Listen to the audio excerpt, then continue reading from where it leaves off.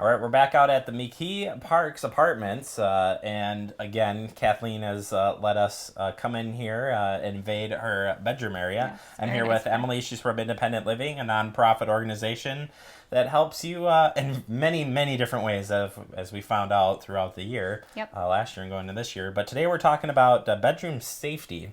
But before that, for people who don't know what is independent living, why don't you set us up with that? Sure. We're a local nonprofit here in Madison. We help individuals with disabilities as well as the older population primarily just make sure they're safe in their home and kind of stay independent for as long as they can. And we've been lucky enough to work with you guys now for over a year. We've done a lot of great segments and have talked about bedroom safety in the past, but always a good refresher here to kind of what to look for. So today, it's all about trying to get the bedroom safe and whatnot. And yeah, I always like when you bring props. Yes. That makes things very interesting. So start your assessment here. Sure.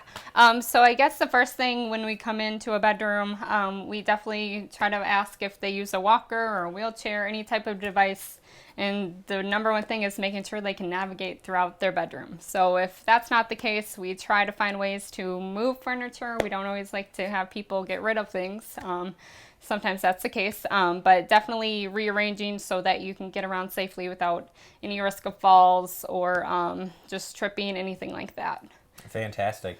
And smaller apartments can make it a little bit more difficult, Yes, certainly yes. with storage issues and whatnot. So, is there a particular way to lay out a space to gain some more room? What do you guys look at when you're choosing? Right. I would say definitely try to make sure at least the bed is the most accessible. That's probably where you're going to stay at in your bedroom most of the time.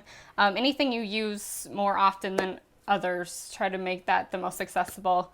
If there's maybe some storage, things like that, maybe try to put them in another area or just find a space where it's not in your way when you're deciding where to arrange things in your bedroom.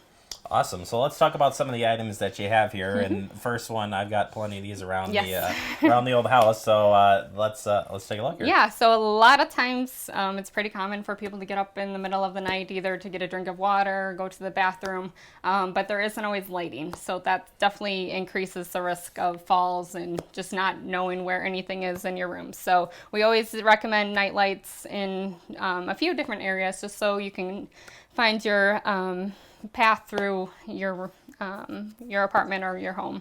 Sure.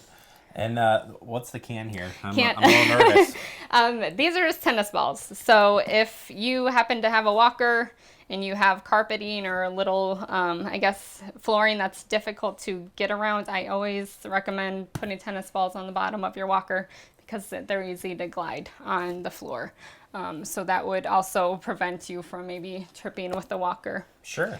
And then this neat device here. It's colorful. I like this. It is. So this just slides under the mattress. It's a bed rail. So if you have some trouble getting out of bed or even into bed, it kind of gives that extra support to navigate up and down. And it's pretty handy. You can take it with you to your family's home, anything like that. So it's So it doesn't have to be permanent. Right. It could be travel, Yes. nice to have a Yep. travel piece. Do you ever recommend putting the bed up against the wall, like on a side? And if that's a no, then I don't Right. say it at all. Definitely if you have a risk of rolling, things like that, definitely trying to find the best way to avoid that. We always do recommend if your bed is too high or too low to try to find a way to get it a good height for you. To transfer into because that's a huge fall risk right there is trying to either jump on the bed or trying to get in and out of a bed that's too low. Yeah, if bed is tall, fall out of it even at this height could cause significant Trouble. injury. So Yes. yeah. Well, certainly, if you want to find out more tips, you can hit up the website. There we have done some past episodes as well, so you can check out our website as well for those segments. Emily, always appreciate the advice, and we look forward to having you back on the show next time. All right, thank you. All right, we'll take a quick break. It is Talking Fitchburg.